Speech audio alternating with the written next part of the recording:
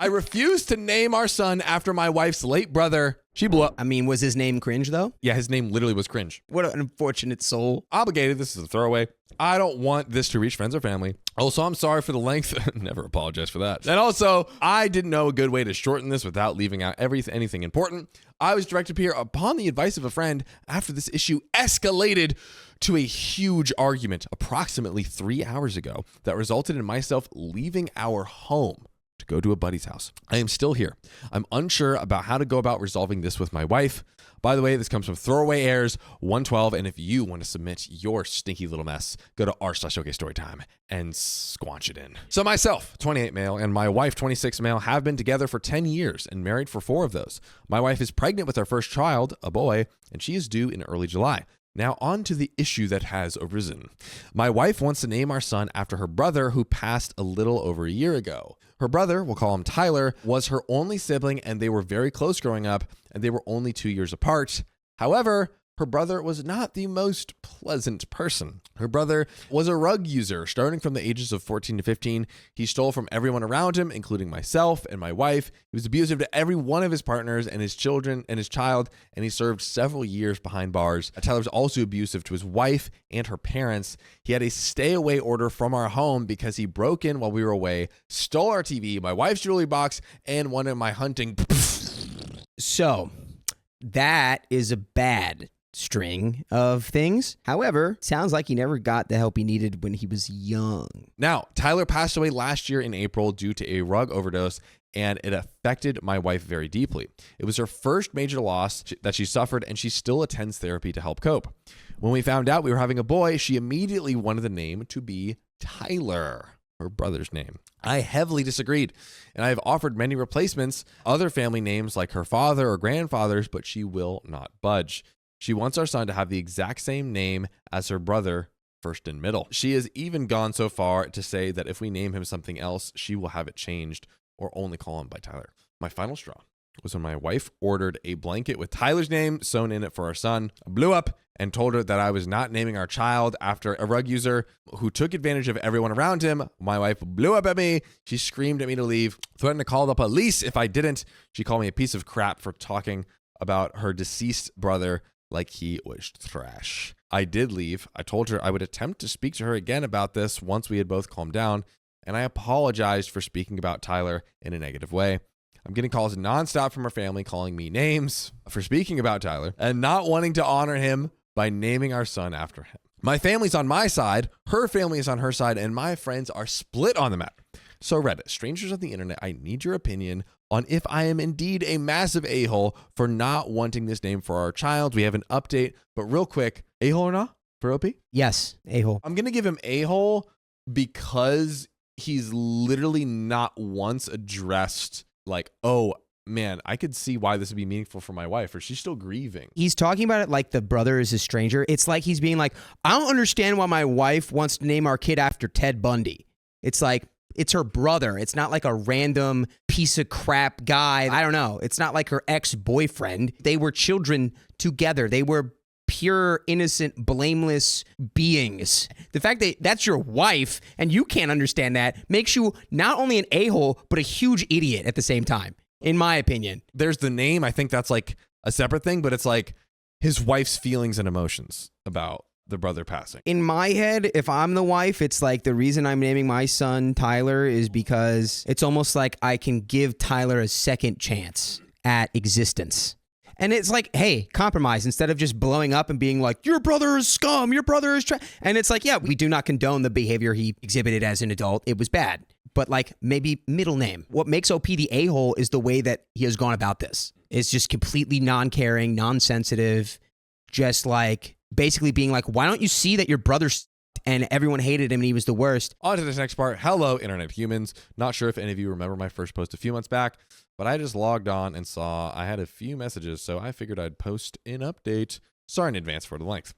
If you recall my first post, me and my wife were expecting a baby boy in early July, and our conflict was occurring over my wife wanting to name our son after her late brother. Tyler. We got into a huge fight. Some names were called, not Tyler's, and threats were made, and I was led to this subreddit to ask the advice and opinion of internet strangers. I sat down with my wife. We had a very long and difficult conversation. She broke down and admitted she was struggling more than she thought, than she let on with the loss of her brother, and she told me she felt uncomfortable talking to me about it due to my feelings towards him and how he lived his life. I was devastated, to say the least. I've never felt like such a horrible partner. Hey, we're getting somewhere. We're getting somewhere. Hey, communication. I was selfish. I failed to see him as anything more than his mistakes, and I failed to support my wife through his death, through his passing. It was a long talk with lots of tears, and we both agreed to be more open in the future and less judgmental. We started attending therapy together less than 2 weeks after that. Let's go. And we've been going ever since, once a week. It was rough at first, but it has helped tremendously in dealing with the bumps in the road of marriage. As for our son, the name debate, we came to an agreement on a name after lots of discussion, a first name we both adored, and his brother's middle name, just spelled differently, a good compromise for both of us. And it was my son's own name that no one before him had carried, and we were both happy. See, now I think if that's your perspective, completely different thing for me. If you're just like, I would like my son to have a name that is his and his alone. Cool. If you're like, I don't want my son to have your trash can brother's name that everyone hated and he's, by the way, did you remember that? Your dead brother that you're grieving about? It's like, dude, relax. Have just maybe a little more tact. I also just thought the kid growing up and realizing like, wait, I'm named after that. I'm named after Darth Vader. Yeah. Does everyone named Ted feel that way? It depends on why. And I think that's the main thing is why. I think everybody's here because no one had a thought out conversation. It was just, I'll end up on that hill or I'm going to argue with this. And it just like no one saw like clearly here. It was just like all off of emotion. So, and then on July 3rd, 2022, my wife delivered a beautiful, healthy 8-pound baby girl. Plot twist. To say that we were shocked would be an understatement. My daughter came home the next day, and since then, I am still in awe of how we created something so perfect. We didn't figure out a name until she was a week old, but I'm happy to share that Eleanor Shea is what we came up with. We are still adjusting to the life with an infant, but so far it has been nothing. Fantastic. Thank you for the past advice, internet friends and strangers. Guys, I read the title of the next update because we are 30% of the way through the story. So I'm just here to vent my frustrations and scream into the void about my current situation. I can't talk to anyone in my personal life about this. My wife is cheating, and she has been for the past 2 months. I just don't understand. I don't even know where to start or where to begin. We have a beautiful home, stable careers, and we are not financially struggling. No rugs, no booze. We attend therapy together. Our daughter is healthy. Perfect. Our 6-year wedding anniversary is 3 months from tomorrow. We've been together for 11 years. I've spent the last 2 days examining everything about us under a microscope, trying to find a crack where I went wrong. When did she become unhappy? When did our life become unsatisfactory to her? For her to step outside of our marriage with some random guy she met on Facebook. Blech. For her to throw her family away, I just don't understand. So really quick, did he say this was for the past 2 months and the update was like pretty soon, close to the original post? Did the update have like a X amount of time later? Keon, do you know that? Because my ICU would be, having your brother pass away and going into an emotional state you've never been in your life might cause you to make decisions and take actions that are contrary to maybe what you would do normally. Maybe. Not to excuse that behavior at all. I'm not a cheating apologist now. No, I'm just trying to make sense of her behavior. It doesn't make it okay. I'm just trying to figure out why. So I found it on Monday completely by chance. My daughter's tablet was off. I grabbed my wife's iPad so she could watch her nighttime videos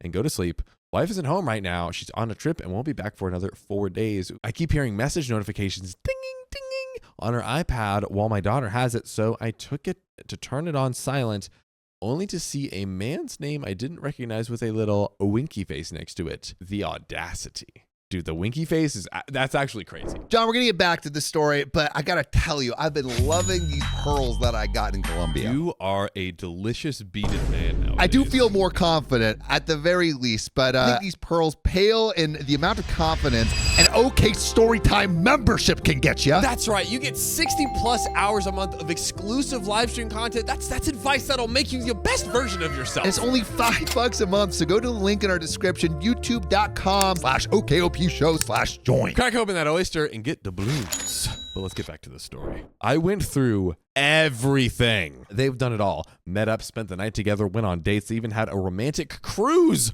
planned for next month. Oh, the same cruise she told me was a bachelorette trip with one of her friends. All of those outings that I encouraged. She told me they were with her friends, so I encouraged her. I was so proud she was getting out there and becoming more social. Since she expressed motherhood made her feel like a recluse. And after digging a lot deeper and, Facebook boy dug deep as well, all I knew is these new friends she's been hanging out with don't exist. They were just characters that she's created to continue the relationship with this man. I feel like a complete and total idiot. I never second guessed a lie she fed me. I gave her my 100% trust. We've been doing couples therapy for a year. We communicate, we go on dates, and we get each other gifts. Oh, for timeline, this is, I think, a year because they started going to therapy right before the kid was born. So I think we're like maybe close to a year, like 8, 9, 10, 11 months. Plenty of time has gone by. We communicate, we go on dates, we get each other gifts. Our spicy sleep life was great. I never, even for a second, would have suspected this. I don't know how to confront her with this. I don't want this. I don't want to split up our home, but I know this isn't something therapy can fix. I know myself well enough to know that I'll never be able to trust her again. Yeah, I mean, that's fair. 100% fair. Do I just let it go? Let her be with this man who clearly makes her happier than I can? Oh, brother. My entire existence is intertwined with her. How do I even begin to untangle that and separate? I have 4 more days to sit and overthink this. I genuinely don't know what to do because, a reminder, I think she's on one of those girl trips getting probably borked down. Let her go. Let her go. She cheated on you with a lot of guys, or maybe just one guy. Who knows? So update number 3. My wife is cheating on me. Continued. So I posted here about a month ago venting my frustrations about discovering my wife's affair, and I received a magnitude of comments and messages filled with advice and kind words. For that, I thank everyone who took the time to comment or write for me. I'm sorry for anyone who related to my situation. I'm here with somewhat of an update, but mostly more venting. My life is upside down and it feels good to get it all out somewhere. Sorry if a lot of this is rambling, and sorry again for the length. After making my post, I took the advice of everyone and gathered up all the evidence, contacted lawyers in my area. I found a really great one and went ahead and started divorce papers before my wife got home. I also got tested for any spicy diseases, and I told my parents/best friends about the situation. I took my daughter to my parents so I could have the alone time to mentally prepare myself to face my wife with this discovery. I rage cleaned a lot. Dude, this guy is so great. He's like, oh, you cheat on me? You know what I'm freaking do? I'm gonna freaking clean the house spotless. Can you imagine the dopamine that flows through your brain after that, though? I cried a lot the last 2 days before she got back. I packed some of her stuff, then unpacked it and cried more. I had planned out to lay out all the screenshots along with the divorce papers on our dining room table and just sit and wait for her. She was supposed to get home later in the afternoon on Sunday, but she ended up getting back around 6:30 a.m. in the morning. She didn't call or text in hopes of surprising me. I was up drinking coffee, thank God, and you guessed it, crying. When she got into the house, I didn't greet her. I just went and got the folders of evidence and divorce papers and just gave them to her. I don't remember anything she said that day, but I just said I knew. I wanted a divorce, and I would keep the house as it was in my name solely. It hurt a lot. I wanted to hug her, but also scream at her. Lots of tears from her, lots of yelling at me. I didn't say anything. I told her we could discuss it at length with lawyers present once she accepted the situation and calmed down. I think someone called it a gray wall in the comments of my last post. Not entirely sure, but I tried my best to do that and to not show any emotion/argue with her. It was really hard. The hardest thing I hope I'll ever have to do. She betrayed me, but I still felt awful for making her cry. Now, she left that day with some clothes and personal belongings and went to her parents, and my parents and best friend came to stay with me and my daughter. I had my lawyer arrange a meeting between us to discuss custody, belongings, money, everything else that following Tuesday. But Monday, I got a call from my clinic to come in to review the results of my spicy disease tests. It is not a good sign when your doctor calls you and is like, hey, why don't you come in person to review the results of these tests? That's not what you want to hear. And as it turns out, her parting gift to me was HSV2. I cannot describe in words how angry, sad, and shattered I am. I'm still accepting it. I don't think I have yet, but I'm working on it. I know it's common, very common, and it's not going to make me pass away, but it doesn't make it suck any less.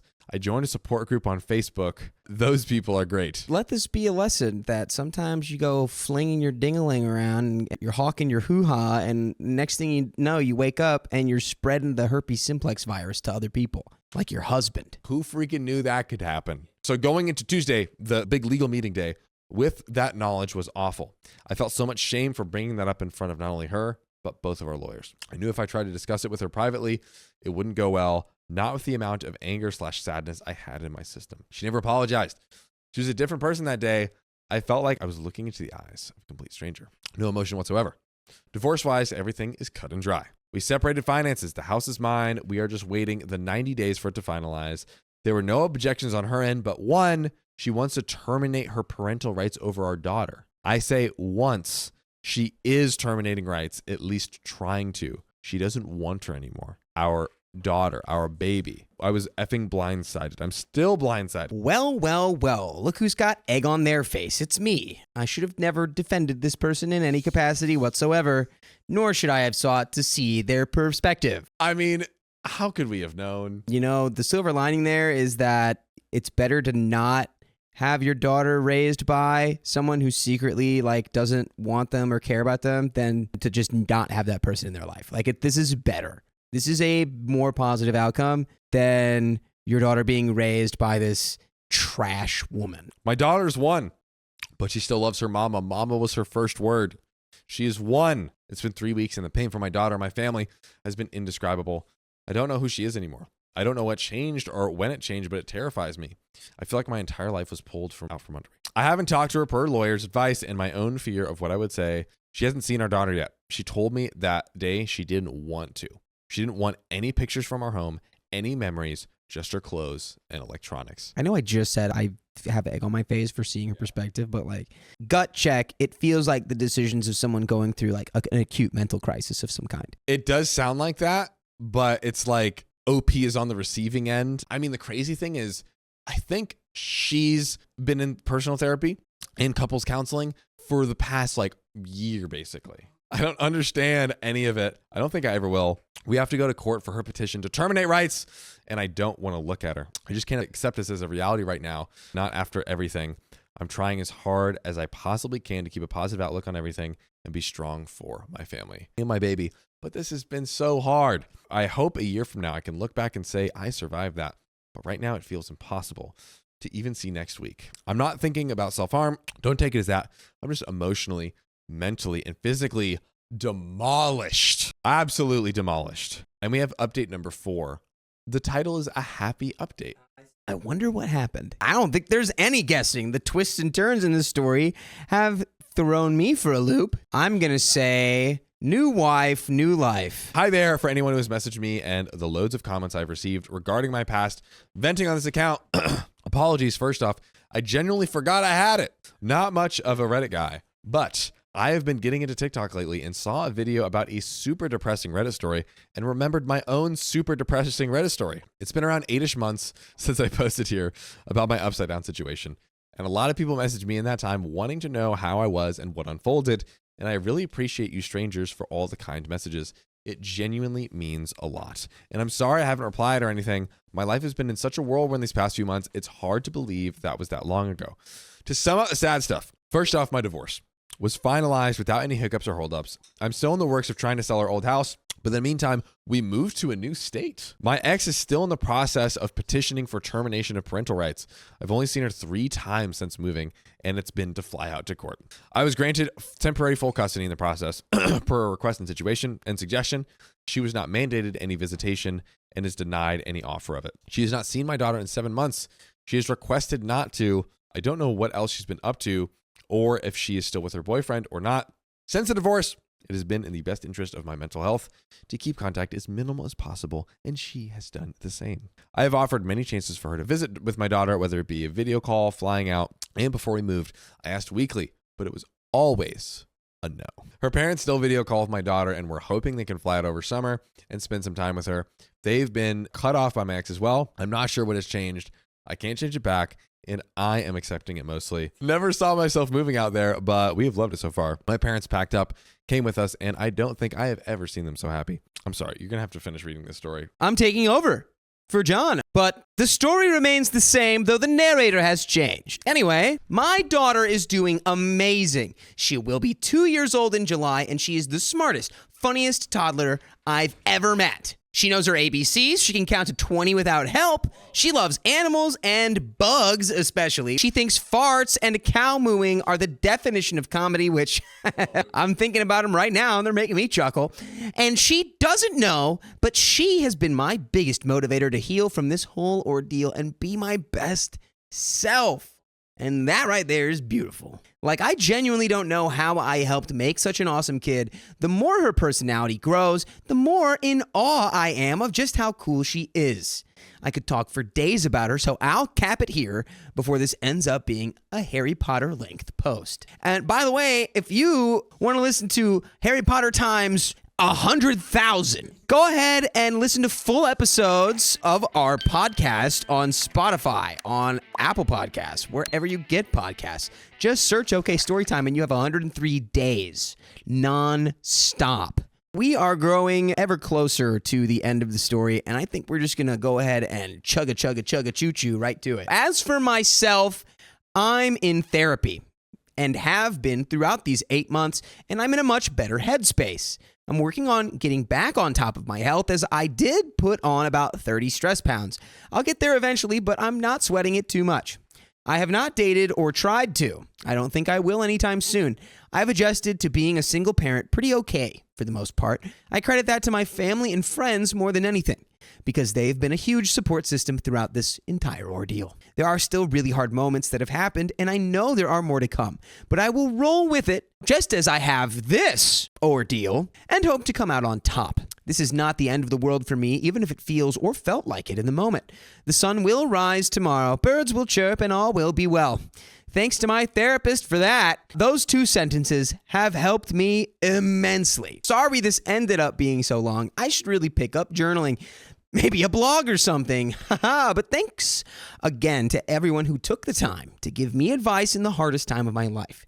And thanks again if you read this, John. I read most of it. I genuinely appreciate it. And that is the end of that story. Woo! And you know what? It wasn't a new woman in the context of a wife, but it was a new lovely lady in the context of his daughter, who was the beacon of sunshine in his darkest night. Giving the strongest, most beautiful girl dad vibes I could possibly hope to imagine. Beautiful. That's how you take a big, stinking, fat mess of a situation and you turn it into a big, fat, fluffy cloud with a silver lining.